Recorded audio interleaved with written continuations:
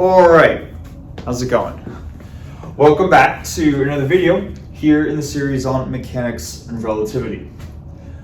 First thing that I'd like to point out is that we are at a new section now. We have moved on from forces and we're now on this new section here called dimensional analysis. And that's always a good thing, right? That means that we're slowly but surely progressing through the video series. So what I'd like to do, just to start things off, is to kind of lay out for us what we've been doing so far in the video series and where that takes place in the context of things. So dimensional analysis is the third section that we've been going through up until this point. And really though, the first three sections in this series on mechanics and relativity, they're important in terms of looking at the foundations of introductory mechanics. And that's kind of what these three little branches are out of this thing that I call basics. We started with the section on Newtonian mechanics where we introduced Newton's three laws. And then we not only just introduced them, but we introduced the context which they can be applied. Right? We said that we know Newton's three laws are correct, and we know that we can work with Newton's three laws when we're working in an inertial reference frame. Then we spent quite a bit of time talking about forces, the F in the F equals ma in Newton's second law, right? And we talked about forces in a couple different contexts. We started by talking about how they can be derived in terms of another quantity, the potential energy associated with the system. And then we also talked about specific examples of forces. So whether that was the gravitational force, the electromagnetic force, friction forces, normal forces, fluid drag forces, even a little bit there at the end. We talked about a lot of example types of forces, but really we also showed how we can apply a given force to a problem to determine a particle's motion over time. Right? Now what we're going to be doing here in this final section, this is a final sort of fundamental concept that we're going to want to make sure that we understand before going on to the more detailed stuff, is dimensional analysis and just dimensions in general with quantities in physics. This is going to be a short section. We're going to spend just this video talking about dimensional analysis, and I'm hoping it has sort of the atmosphere that we make sure that we understand what dimensions are, and then we say, okay, now that we understand them, let's apply them to just everything that we're going to be doing going forwards. But it's still something that you don't want to skip, because it's really this fundamental thing that's important, especially in a physics video series. Because unlike certain branches of math, when we're working with a numerical quantity in physics, oftentimes that numerical quantity has dimensions associated with it, and the dimensions become very important in terms of what we're talking about. For example, if we had the number 2, and we're just working with the number 2, if we were doing number theory, we could think of 2 as just some sort of an abstract number, but when working in physics, 2 can mean very different things depending on the dimensions associated with that number. 2 could represent a length, maybe it's 2 meters or 2 inches. It could also represent an amount of time. It could be 2 seconds or 2 years. And you can see that depending on the dimensions associated with that number, that can mean that we're talking about very different things. And especially because in physics, just about everything that we do in terms of our equations revolves around real tangible things. It's very important that we get the dimensions correct when talking about those quantities, right? So that's going to be the goal of this video. I want to make sure that we just have a good understanding of what dimensions are, how they can be associated with a numerical quantity. So that'll be the first thing. We're also going to talk about units, different ways which we can express a dimension and express a quantity. We can, like for example, we can express a length both in inches or in meters or in yards, and there are different units associated with the dimension of length. So that's the second thing. And then third, and arguably the most important, if not one of the most important things, is that I'd like to show how dimensions and just the idea of dimensional analysis in general can be used to help us solve problems in physics.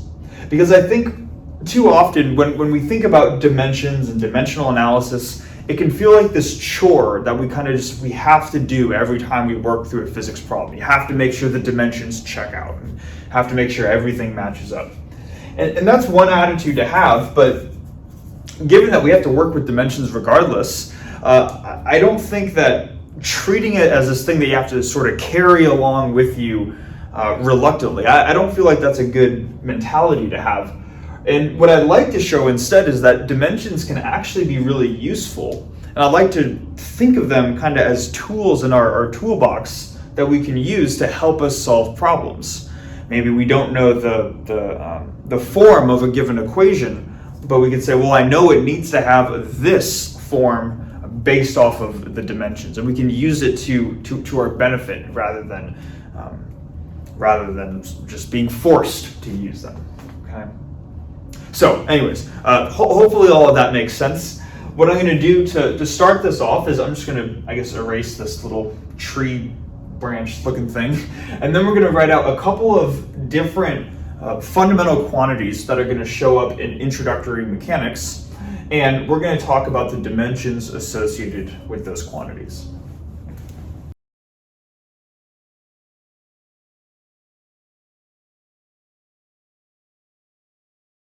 Okay, so what we have here is sort of a list of just a couple different quantities that show up a lot in introductory physics, and we're going to talk about the dimensions that are associated with each of these quantities. Now, as we're going to see, each of these quantities can be expressed in terms of a mass, a length, and or a time. So I'm just going to write out those things over here. These are going to act as the dimensions that are associated with each of these quantities. So when we write the letter m, we're referring to a mass. When we're writing L, we're referring to a length, a unit of distance. And then when we write out T, we're referring to a time, amount of time, okay? And the idea is that each of these seven different quantities right here can be expressed in terms of combinations of products of various factors of m, l, and t. All right. So let's see how this would pan out, starting with area. So with an area, we often think of computing an area, like say the area of a rectangle, as length times width, right? And whether we're measuring a length or a width and a height, or whatever we use to compute an area, we are inherently multiplying two factors of length together. So the dimensions associated with any area are going to be a length times a length, or we can just write as L squared. Okay. So hopefully that makes sense. And then once you go to a volume, it's not too much of a generalization from there, right? If you had the volume of a box, that would just be the length times the width times the height. And whether you're talking about the length or the width or the height, each of those three things have dimensions of length. So you're multiplying three different lengths together to give you dimensions of L cubed. Okay. Hopefully this kind of makes sense and how this would apply, but let's keep going down the list. The next thing is when we're talking about a velocity, right? So this could be like a speed limit sign that we see on the highway, right? And it might say 65 miles per hour. And they're saying that's the maximum speed limit that you can go, but speed and velocity are very closely related, right?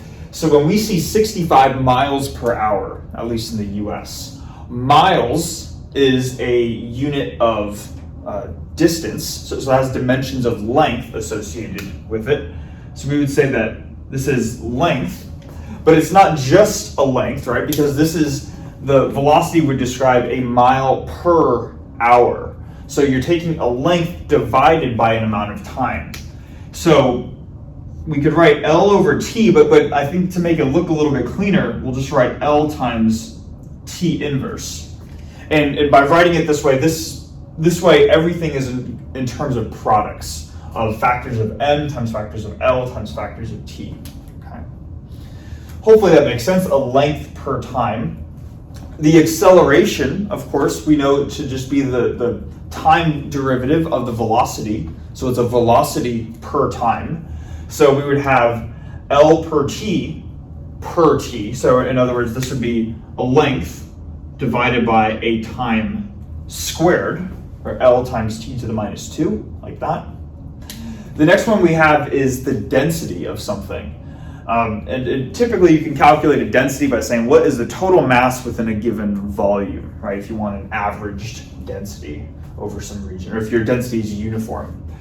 And if you're taking a mass divided by a volume, well, you first have a mass, right? So you have a factor of m with density. And then you're dividing by your volume. Well, we already know the units, or the dimensions, I should say, associated with volume are a distance or a length cubed. So dividing by that just gives us m times L to the minus 3. Okay, hopefully that makes sense. Then when we go to the force acting on something, we can just use Newton's second law, F equals ma, and m has units of mass, right? So we're gonna have a factor of m, and then a force is not mass per acceleration, but it's mass times acceleration, right? So we have mass times the unit, or the dimensions, I should say, associated with an acceleration.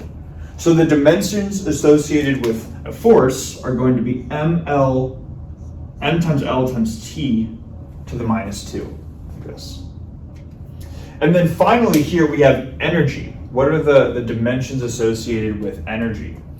And what you can do here with energy, and you can do this with any quantity if you want to think about the dimensions associated with them, is you could say, well, let me just think of an example quantity that I know is a type of energy.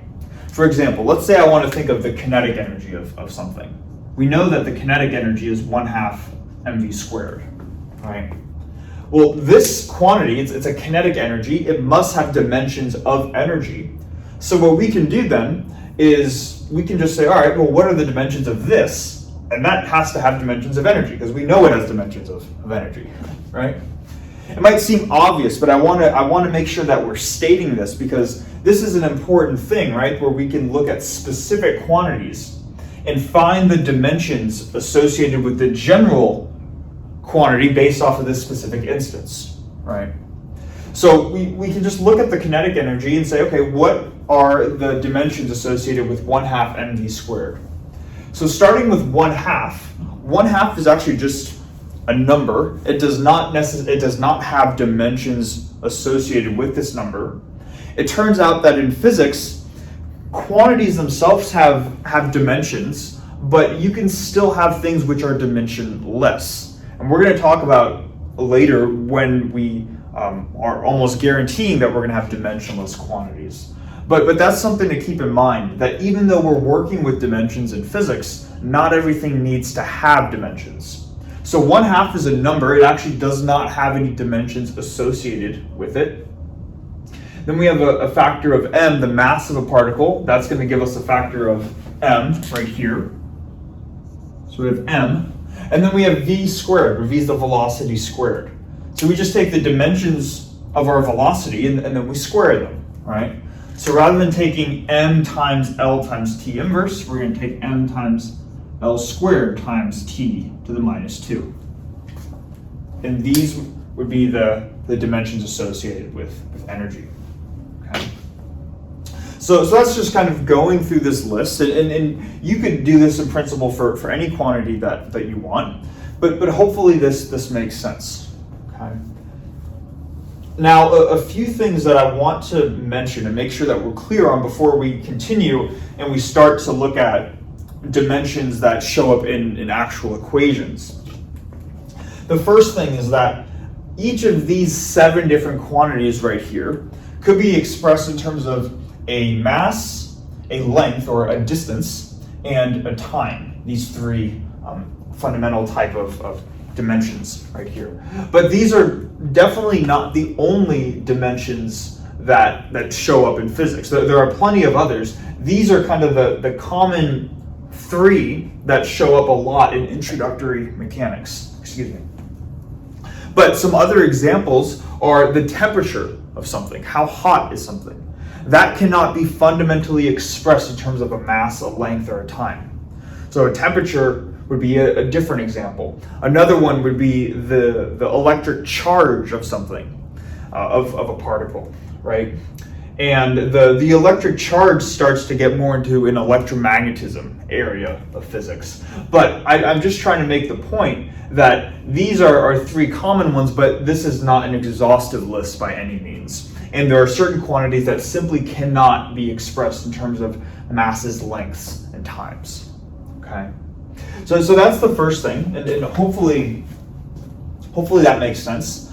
The second thing is something that we already just mentioned here with the energy, but I just want to reiterate it real quickly, which is if you ever have some sort of abstract quantity and you're not sure how to go about finding its dimensions, what you could do is you could just say, let me take a specific instance of that quantity and say, okay, well, I know this has to have the same units as the more generalized quantity. What are the dimensions associated with the specific instance? And you can use specific instances of quantities to find out the generalized dimensions, because the dimensions always have to match up, right? So hopefully that makes sense. I guess the final thing that I want to talk about now are units associated with dimensions. So this is something that allows for a little more room in terms of flexibility as opposed to dimensions. Let's just say that we have an area, and let's say that our area A is 4. Okay. Now we know that the dimensions of our area, the dimensions associated with this number 4 have to be a length squared or some distance squared. But you can also have units associated with an area or with any of these quantities right here. And while the dimensions of an area have to stay the same, the units do not. Okay? So when we are talking about an area which is 4, that could mean a lot of different things. If we're talking about maybe the size of this whiteboard right here, this is a 6x4 whiteboard, so that would be 24, and we're working in terms of feet. So we could say that this area is 24 feet squared, right? Where feet are the units that we're associating with this whiteboard. But if we're working with a smaller object, let's say we're working with the size of an individual molecule, we're working on much smaller scales. Maybe we don't want to use units of feet or units of inches or units of meters, but we would use much smaller units. We might use units like nanometers. A nanometer is just 10 to the negative 9 meters. Or we could use something called angstroms, which is kind of just a fancy way of saying 10 to the negative 10 meters. So there are different sets of units which can be used to describe the same type of underlying dimension. We can express the area of this whiteboard in feet or nanometers or angstroms, or you could also work with larger units that show up in astrophysics, like light years or parsecs. But there are many different sets of units, or an infinite number of choices of units that are associated with a single type of dimension or a single type of quantity, okay? Such as a mass or a length or a time. So hopefully that makes sense. And maybe I'll just say it one more time to make sure we get the point across. That when we're talking about a quantity in physics, the dimensions with that quantity are going to remain fixed, but there are many sets of units which we could express our fundamental quantity in. Okay. Now that can almost lead to some confusion which could be, all right, it seems like the dimensions with a quantity are going to remain fixed, so there's some certainty with that. But there are many unit choices which I could express my equations in, right? I could express my equations in inches, feet, meters, angstroms, parsecs, whatever you want, right? So what is the right unit choice? What is the correct one? And that's kind of a trick question, because there's really no set of correct units to work in. As long as your dimensions match up and you're being dimensionally consistent throughout your problem, you're going to get the correct answer regardless of what unit choice you use. But it's still worth pointing out the fact that there is a common set of units, a set of units that's recognized by nearly every country in the world, which is known as the SI unit system. It says that for each of these quantities, for a mass, a length, and a time, there is a standard unit that pretty much every country can agree upon. And so we're just going to quickly describe those for these three quantities right here. The fundamental, or the SI unit of mass, is the meter. The meter, or I'll just write, usually denoted with the lowercase letter m, like we saw just earlier in the whiteboard. So the meter is sort of this well agreed upon unit of distance. The meter is associated with the length, right? Excuse me. I had m right here, and I went to meter right away. But no, a meter is a type of length, right? So a meter is associated with the length. The fundamental unit associated with a mass, or the standard unit associated with mass, is a kilogram. So that's, let's write that out, it's a kilogram, which is usually denoted with kg, kilogram. And then the SI unit of time is the second, right? 1 second, 2 seconds, 3 seconds. That short little time interval that is constantly passing. There are 60 of them in every minute, right? So the second is the SI unit of time. So these sets of units, at least in terms for masses, lengths, and times, these are a common set of units to work in. And typically what you'll see in physics problems is that you'll want to convert things to SI units. It's just sort of this common practice that people get familiarized with. We know that you can build other types of sort of SI units out of these quantities right here. We can actually just go through those right now, and I think it's probably worth doing that. But this is a very common thing in physics, that you're going to see your quantities, your masses expressed in kilograms, your lengths expressed in meters, and your times expressed in seconds. They're just a common set of units that most people can agree upon. So for area, the SI unit for area would be a meter squared, because you're just taking a length squared, and lengths are expressed in terms of meters. Volumes in SI units are expressed in terms of meters cubed. Velocities in SI units are in meters per second, a length per time. Accelerations, or lengths per time squared, this is meters per second squared. When we talk about the gravitational acceleration on Earth, g, little g, is 9.81 meters per second squared. For a density, we have a kilogram per meter cubed.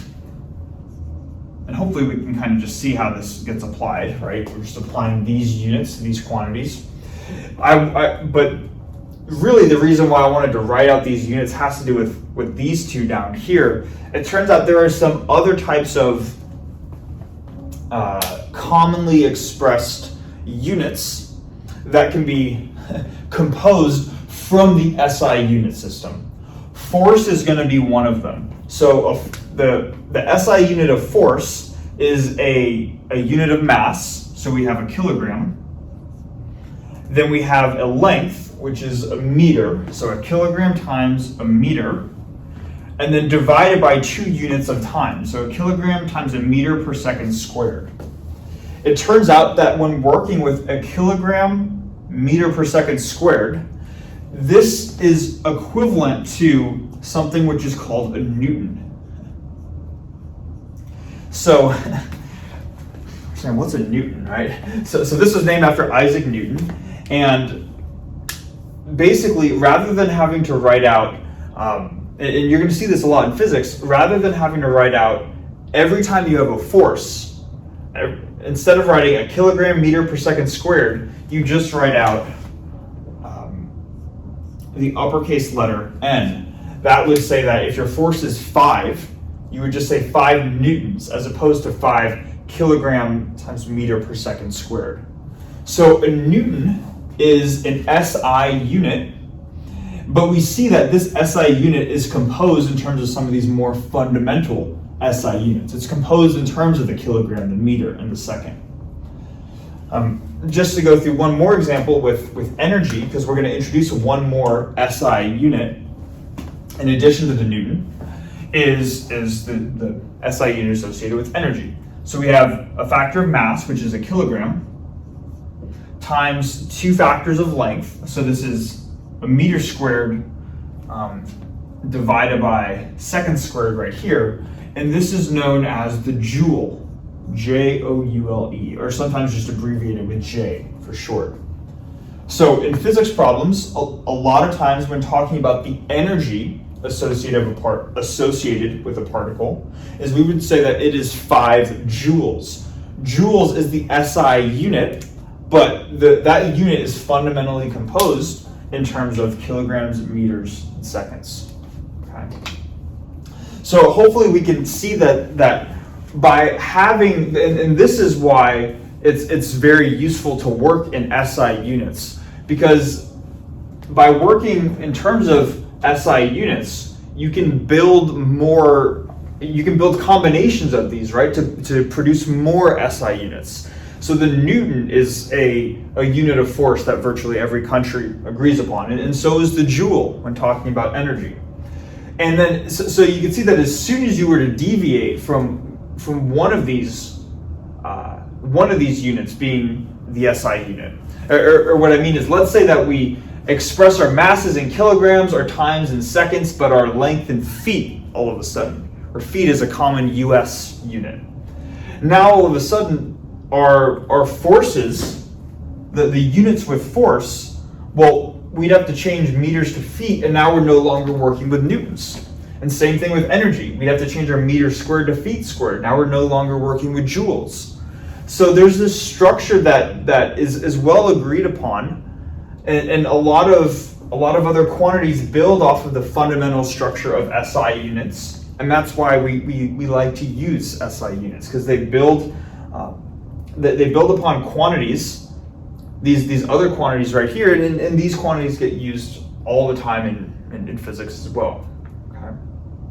Hopefully this idea makes sense and that we're not over-explaining the point. Yeah.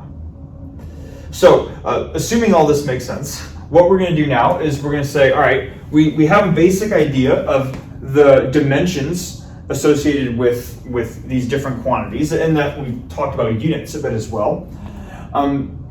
How do dimensions show up in equations, and how can we use them to help us in equations? So that's what we're going to do next. We're going to erase the whiteboard and then start to write out equations that have units or rather dimensions associated with them.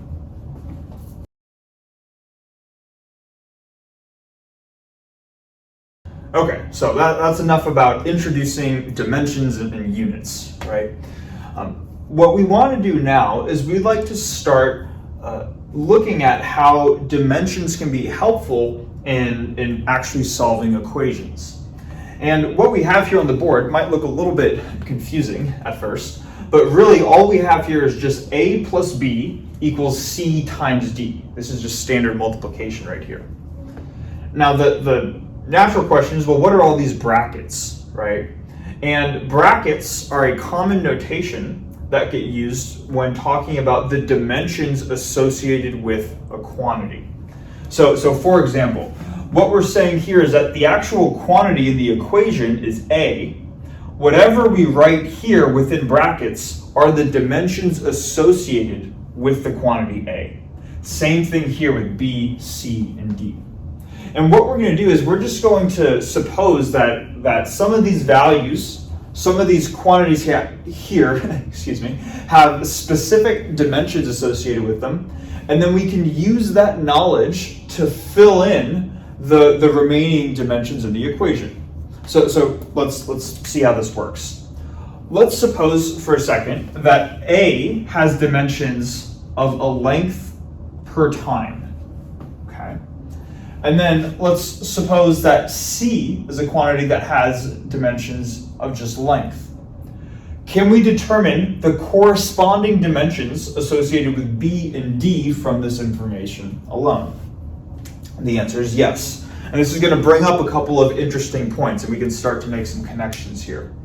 So the first thing that we want to do is that we want to keep in mind is that when we are adding two things in physics, A plus B, whenever we're adding two things, they need to have the same dimensions. A length per time is a type of velocity, or we can think of as a speed. It would not make sense to all of a sudden add just a time, right? This would be like saying if a car is going 30 meters per second, and then this thing is going 30 seconds, 30 meters per second plus 2 seconds doesn't make sense. But what would make sense is 30 meters per second plus 2 meters per second. You want to add like things together. So based off the knowledge that A has dimensions of length per time, B also needs to have the same dimensions. It also needs to have units of length per time, like this. Okay? So hopefully that makes sense. This is how we can avoid, right, 30 meters per second plus 2 kilograms. You could, of course, I guess, add those, but that doesn't mean anything physically. And in our equations, we always want to ensure that the dimensions check out. So that's the first thing. The second thing is that when working with an equation, you have a left side and a right side of the equation. The dimensions on both sides of the equation need to be the same if, in fact, your left-hand side is really equal to your right-hand side. If this thing right here has dimensions of length per time, then this quantity right here must also have dimensions of length per time, right? So what we can do here is we can determine the dimensions associated with D simply from the knowledge that we have so far. We know that the left-hand side has dimensions of length per time, C has dimensions of length, and we're multiplying them together. And multiplication of dimensions works kind of in a standard way. So if this is a unit of length, this needs to be a unit of inverse time. This needs to be dimensions of t to the minus 1. Okay. So hopefully we see that. It's almost like we're just using the idea that the dimensions need to match when working with and working through an equation to kind of just sort of fill in the picture, right? And this is one way which dimensions can be very useful to us, right? So hopefully that makes sense. Now to generalize this picture, because maybe equations won't always be of this form, how can we make this idea, what we're talking about, more general? Let's suppose now that we have some quantity y. Okay, this is some numerical quantity, and this quantity has dimensions associated with it. What we can do is, if we want to say the dimensions associated with y, we can also use this notation. We could say brackets of y, meaning the dimensions of y are, and then for now, because we're just going to work with masses, lengths, and times. We're not going to work with temperatures, charges, and other things like that. We're just going to say that, okay, we know that this needs to have dimensions which are some combination of masses times products times times.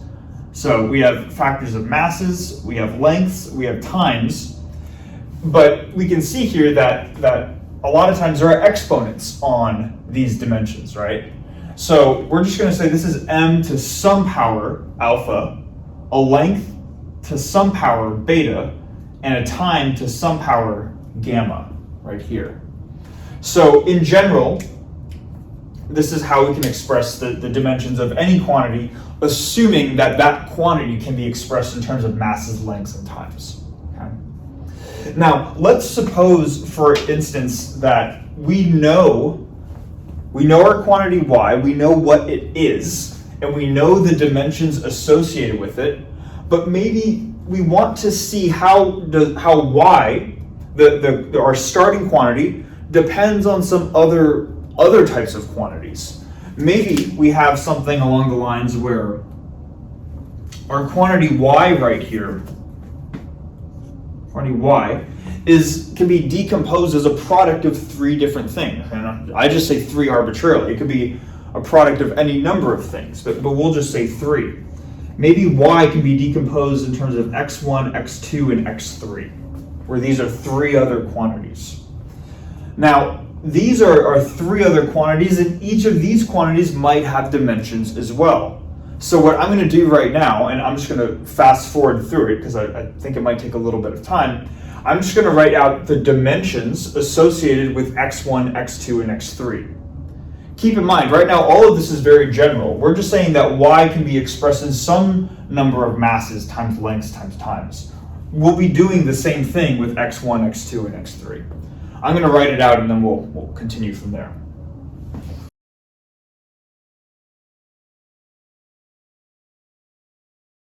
Okay, so what we've written so far we're just saying that the units associated with x1, the dimensions associated with x1, x2, and x3 can be expressed as some number of powers of m, l, and t. So a1, b1, c1, and then subsequently, those are all just variables that are showing up here. Okay. Now I realize I missed something that is kind of crucial to this that I want to make sure is clear here, that we haven't stated yet. So what we said so far is that y can be decomposed as a product of x1, x2, and x3. And maybe we know that y depends on x1, x2, and x3, but maybe we don't know the exact form in which it depends on these things. Okay? So what I'm trying to say is that maybe, and we're going to see an example of this to finish off the video, and I think that'll really make this concrete here. But let's suppose now that y depends on these three quantities, but we don't know how. Maybe it's not just a simple product, but maybe each of these quantities could be raised to some power, p1, p2, and p3, power 1, power 2, power 3. Okay?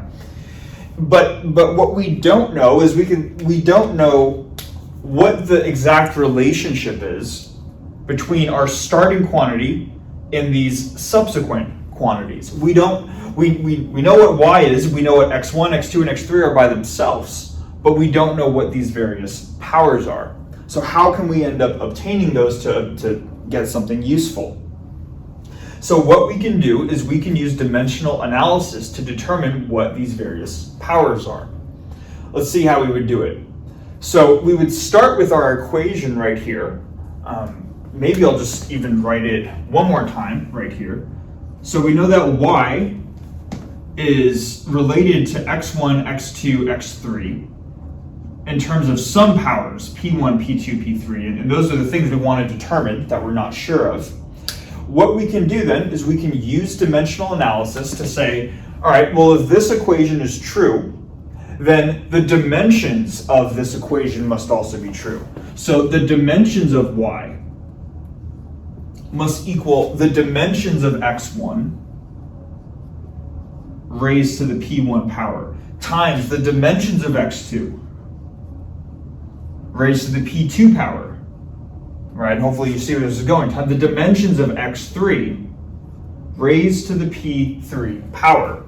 And then once we have this equation right here, we can now substitute in these dimension things that we've written up on the board previously. So let's go one by one. On the left-hand side, we have the dimensions of y. Well, what are the dimensions of y? We said it's some number of m's times some number of l's times some number of t's to the alpha, beta, and gamma. So on this left-hand side here, we have m to the alpha, l to the beta, t to the gamma, like this. That's our left-hand side. Then on the right-hand side, we have the dimensions of x1.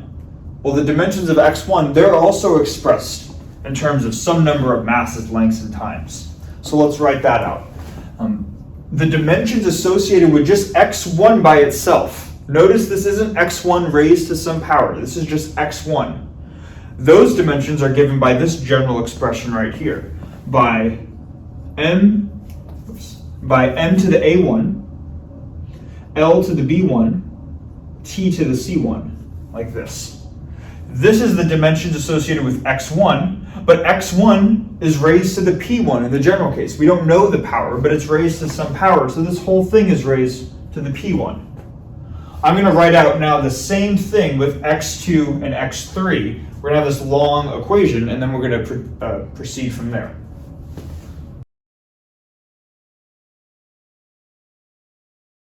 All right, so the equation itself looks kind of long, but really this bottom equation is just the same thing as we have right here, right? This equation is just saying that the dimensions of the left-hand side need to equal the dimensions of the right-hand side.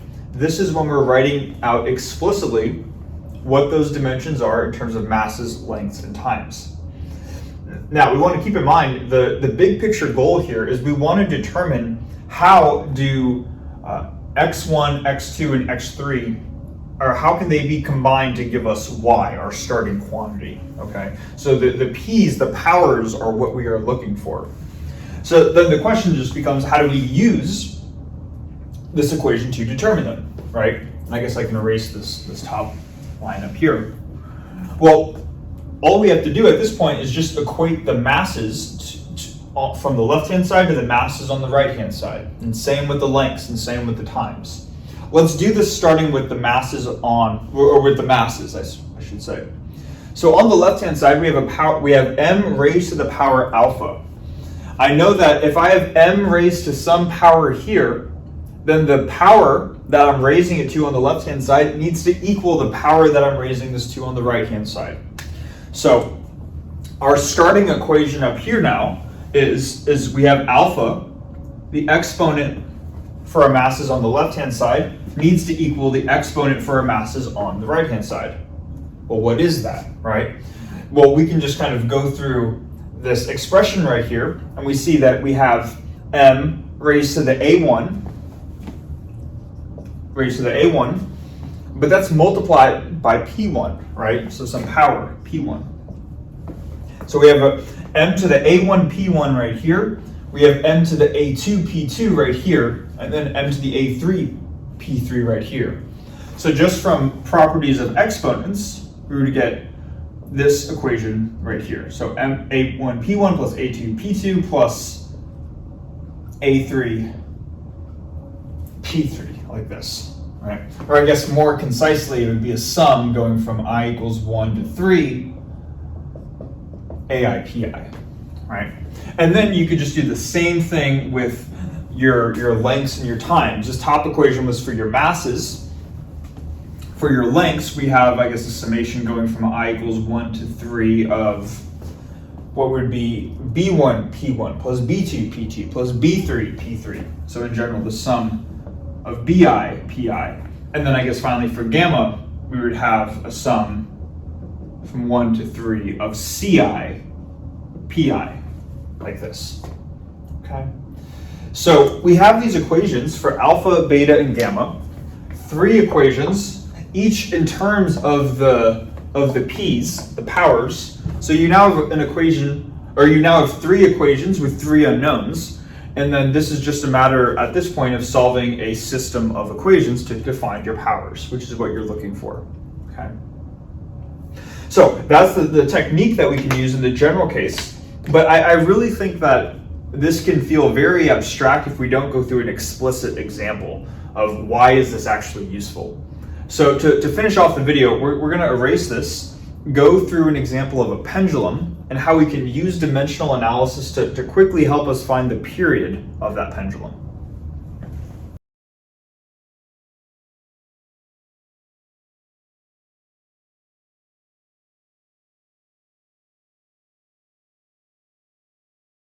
Okay, so we're going to finish off with an example here where we have this cartoon drawing, which is supposed to represent a pendulum, So we can think this is like a ceiling right here where we have a string that at the end of the string there's this mass of mass m. String has a length L, and this dashed line right here is just the line representing the vertical. Basically, we're saying that we can take our pendulum, displace it a certain amount so that it makes an angle theta naught with the vertical, and then we let it go. As we let the pendulum go, it's going to oscillate back and forth, and the goal of this here is to find an expression for the period of the pendulum P, okay?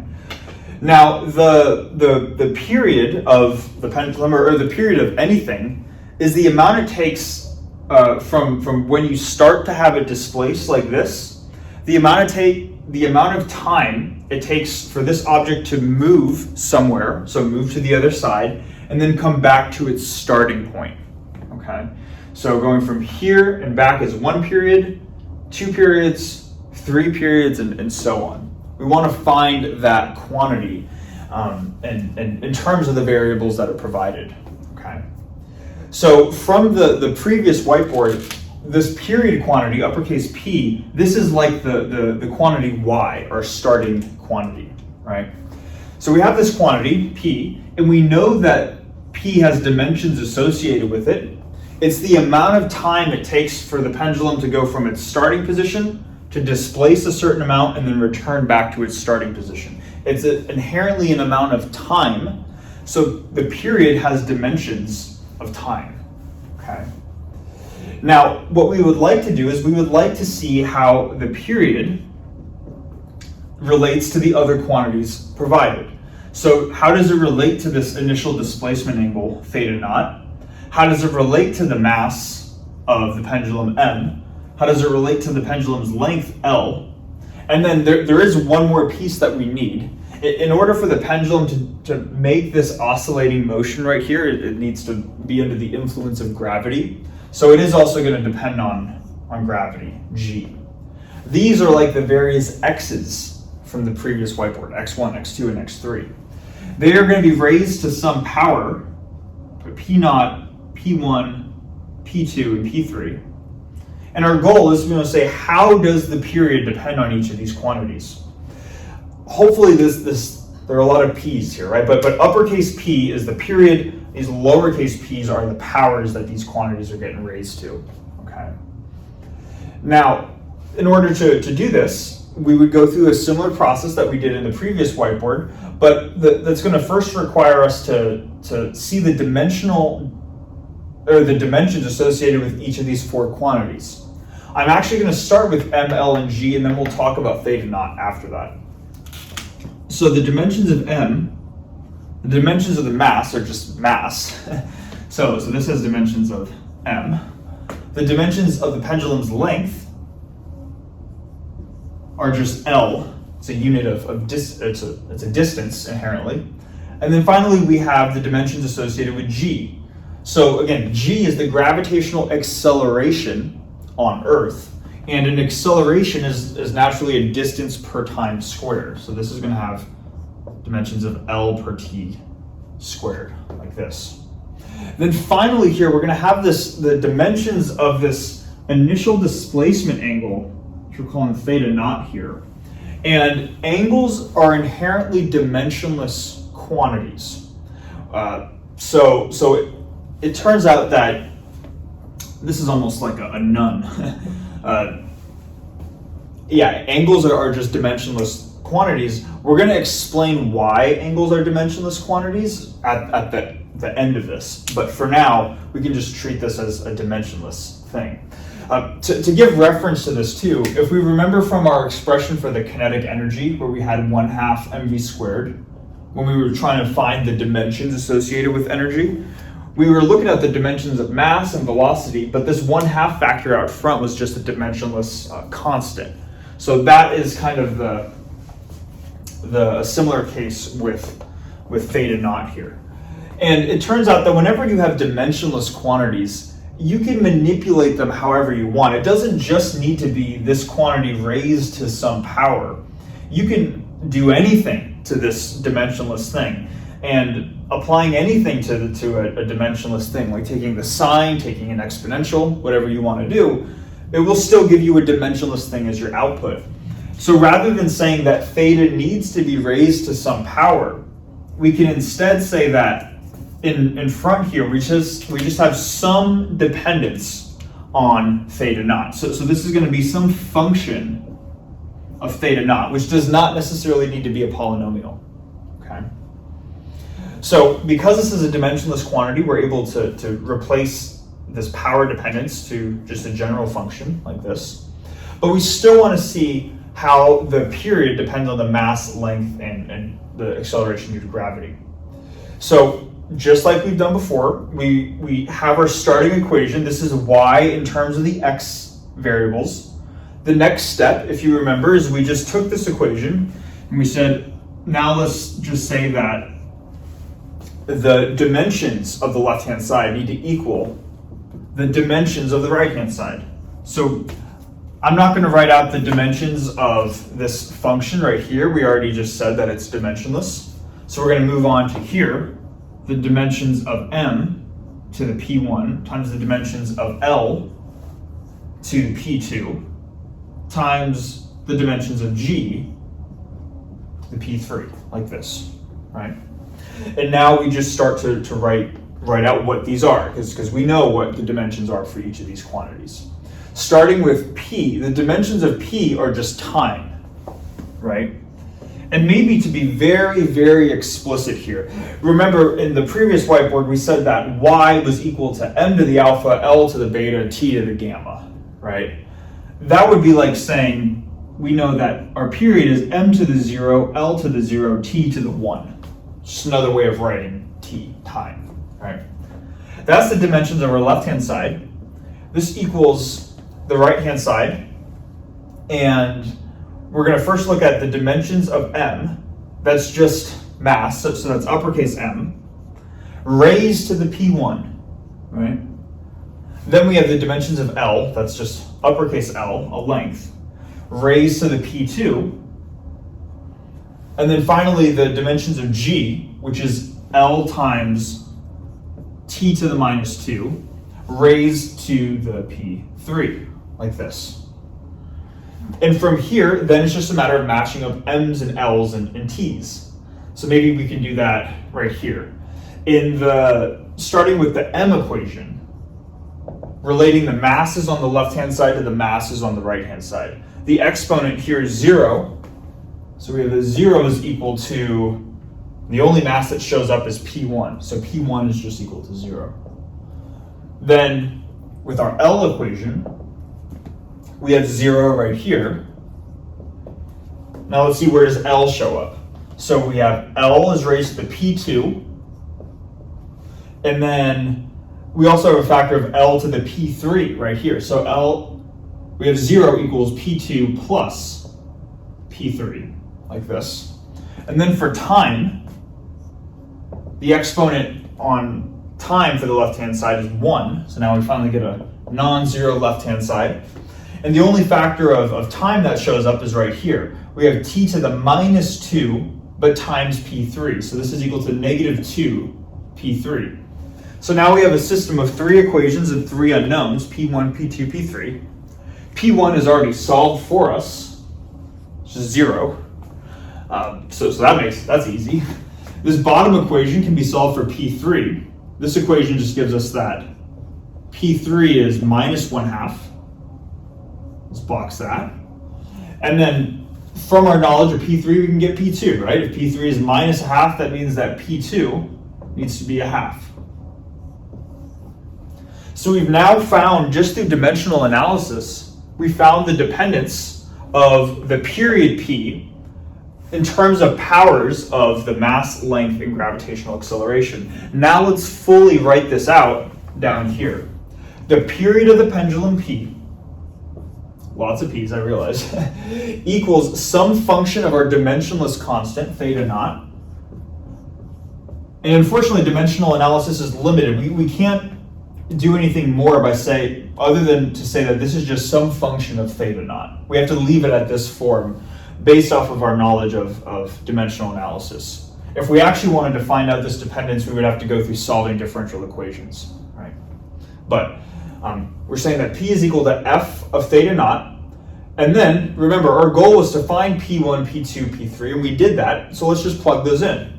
We have m to the P1, but we said P1 was 0. So this is like m to the 0, or we don't need to write anything here.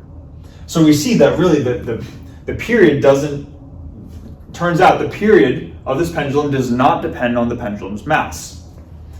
Then we have a factor of L to the P2. L to the P2 is L to the 1/2, like this. And then we have G to the P3, where P3 is minus 1/2. So G is minus 1/2, like this. So we could say that this is our expression. Let me actually just, to be very, very thorough. We have our dimensionless thing out front, F of theta naught. We have m to the 0, like this, right? So we have m, L, and G. And then to condense this, to simplify it a little bit, it's still some function of theta naught. M to the 0 goes away. And then we can combine these under a square root, because these are both to the 1/2 power. So we can write L over G like this. So we can say, just from dimensional analysis alone, which is really cool, right, that the period of this pendulum doesn't depend on the mass. There's some constant out front. It depends on the square root, but it does depend directly on the length of the pendulum, and it depends indirectly on the gravitational acceleration. So kind of interesting, right? That we can determine a lot about the functional form, and not only the functional form, but how does the period change as you change the pendulum's length, as you change the gravitational acceleration. Maybe you're doing this on a different planet, and now G is changing all of a sudden, right? So hopefully that makes sense, and we can see how this can be useful for just getting like a very quick idea for how quantities depend on each other, right? Now, one more thing that we haven't discussed yet. I said that we would discuss it, and I want to make sure we don't forget. I said that theta, it was an angle and it was inherently dimensionless. I wanted to describe why, or at least give an intuitive reason why it was dimensionless. And this is also going to speak a little bit on when we have quantities with dimensions and when we don't. So I thought this was going to be the last thing. Let me just erase the board real quick. Maybe I'll leave this cartoon up here, and then we'll be done in the next whiteboard. Okay, so just to finish this off here, I want to just provide a quick interpretation, not only for why angles tend to be dimensionless quantities, but when dimensionless quantities will show up. So when we think of angles and what operations we perform on angles, we typically think of taking the sine or the cosine of an angle. Well, let's just for a second say that we're going to take the sine of our angle theta naught, right? Now, in general, sine, just the sine function, sine of x, can be expressed as a Taylor series, right? Where I believe it's x minus x cubed over 3 factorial plus x to the 5th over 5 factorial minus ... like this. And it would go on infinitely as a series. What we're doing here, when we write out sine as a series, we see that what we are inherently doing is we are summing up terms. I mean, I guess the sign alternates, right? But we're summing up terms where each term is a different power of the input, okay? And that in itself is important, because let's just suppose for a second now that our angle had some dependence. Let's just, for example, say that the units associated with our angle were length, because we might want to think that the bigger angle means a bigger length, right? That would mean then that what goes into computing the sine of an angle would be this thing right here, where we would take something, our input, which would supposedly have units of length, minus something with units of length cubed, plus something with units of length to the 5th. And there are these other constants right here, right? But these are not physical constants, 3 factorial and 5 factorial. These are mathematical constants that come from the Taylor series, right? Taylor series expression for sine. So the reason why an angle can't have dimensions is because if you were to just compute the sine or a cosine, which we often do with angles, right, then we would inherently be adding up things with different dimensions. And we talked about how we can't do that, right? We add velocities together, but we don't add a velocity plus a position or a velocity plus a time, right? So that's why the angle needs to not have any dimensions associated with it. But we can even generalize this concept here to beyond just angles, right? Really, if we were to take the sine of anything, whatever that input is, it should not have a dimension associated with it, because you're going to run into the same problem. When you compute the Taylor series of this thing right here, you're going to be adding up things with different powers. Same thing with exponential functions, right? They also have Taylor series, 1 plus x squared over 2 factorial plus ... right? If you're taking the exponential of anything, you're adding up terms which would have different dimensions if your input had dimensions associated with it. So this is a property of physics equations where, as long as you're working with the 4 fundamental operations of I guess 2, but addition, subtraction, multiplication, division, all right, as long as you're working with those, your equations, or the things that are being added, subtracted, multiplied, divided, they can have associated dimensions. But as soon as you start to introduce these more complicated types of functions, and these are only 2 of them, right?